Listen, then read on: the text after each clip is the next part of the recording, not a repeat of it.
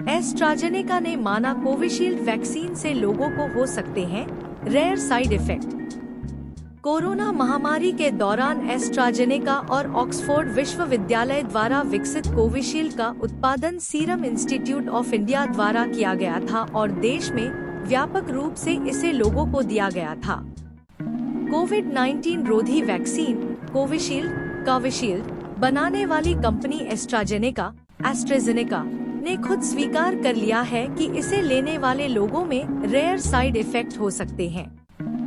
The telegraph UK की report के मुताबिक ब्रिटिश फार्मा दिग्गज एस्ट्राजेनेका ने स्वीकार किया है कि उसकी कोविड वैक्सीन के रेयर साइड इफेक्ट हो सकते हैं। वैक्सीन निर्माता ने अदालती दस्तावेजों में कहा है कि कोविशील्ड दुर्लभ मामलों में एक ऐसी स्थिति का कारण बन सकती है जिससे खून के थक्के जम सकते हैं और प्लेटलेट की संख्या कम हो सकती है। महामारी के दौरान एस्ट्राजेनेका और ऑक्सफोर्ड विश्वविद्यालय द्वारा विकसित कोविशील्ड का उत्पादन सीरम इंस्टीट्यूट ऑफ इंडिया द्वारा किया गया था और देश में व्यापक रूप से इसे लोगों को दिया गया था।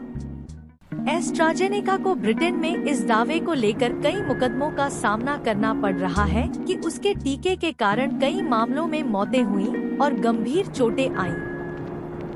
यूके हाई कोर्ट में 51 मामलों में पीड़ित 100 मिलियन पाउंड तक के हर्जाने जाने की मांग कर रहे हैं। मामले के पहले शिकायतकर्ता जेमी स्कॉट ने आरोप लगाया था कि उन्हें अप्रैल 2021 में वैक्सीन लगाई गई थी, जिससे ब्लड क्लॉटिंग रक्त का थक्का जमने के बाद उनके मस्तिष्क में स्थायी चोट लग गई।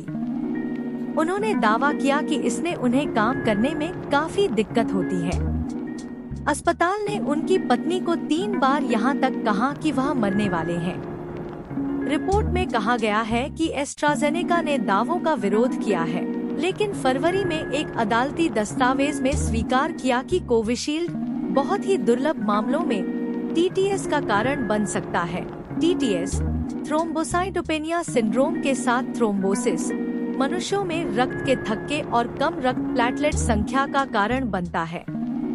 एस्ट्राजेनेका ने कहा, यह माना जाता है कि एजेड वैक्सीन बहुत ही दुर्लभ मामलों में टीटीएस का कारण बन सकती है। इसके अलावा टीटीएस एजेड वैक्सीन या किसी भी वैक्सीन की अनुपस्थिति में भी हो सकता है। एस्ट्राजेनेका ने स्कॉट के दावे के कानूनी बचाव में अपनी स्वीकृति दी, जिससे पीड़ितों और शोक संतप्त रिश्तेदारों को भुगतान मिल सकता है। हालिया स्वीकारोक्ति कंपनी के 2023 के रुख का भी खंडन करती है, जिसमें उसने जेमी स्कॉट के वकीलों से कहा था, हम यह स्वीकार नहीं करते हैं कि टीटीएस सामान्य स्तर पर वैक्सीन के कारण होता है। हालांकि एस्ट्राजेनेका ने वकीलों के दावों का खंडन किया है कि वैक्सीन दोषपूर्ण है और इसकी प्रभावकारिता काफी हद तक बढ़ा चढ़ाकर बताई गई है।